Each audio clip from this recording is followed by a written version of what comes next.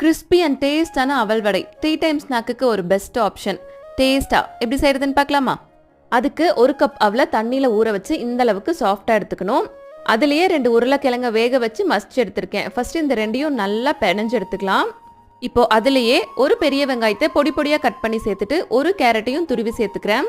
இப்போ பொடியாக கட் பண்ண மல்லி இலை கொஞ்சம், 1 tablespoon Kashmir chilli powder, 1/2 tablespoon சீரகம், 1/2 tablespoon chaat masala, 1 tablespoon உப்பு, 2லிருந்து 4 டேபிள் ஸ்பூன் அரிசி மாவு சேர்த்து நல்லா பிணைஞ்செடுத்துக்கணும்.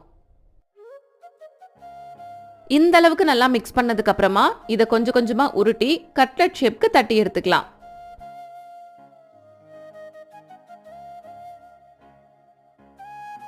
அடுத்து எண்ணெய் நல்லா சூடானதுக்கு அப்புறமா தட்டி வச்சிருக்க வடை எல்லாத்தையும் எண்ணெயில போட்டு நல்லா கோல்டன் ப்ரௌன் கலர் ஆகுற வரைக்கும் பொரிச்சு எடுத்து டீயோட வச்சு சாப்பிட்டோம் அப்படின்னா செம்ம டேஸ்டா இருக்கும். நீங்களும் ட்ரை பண்ணி பாருங்க.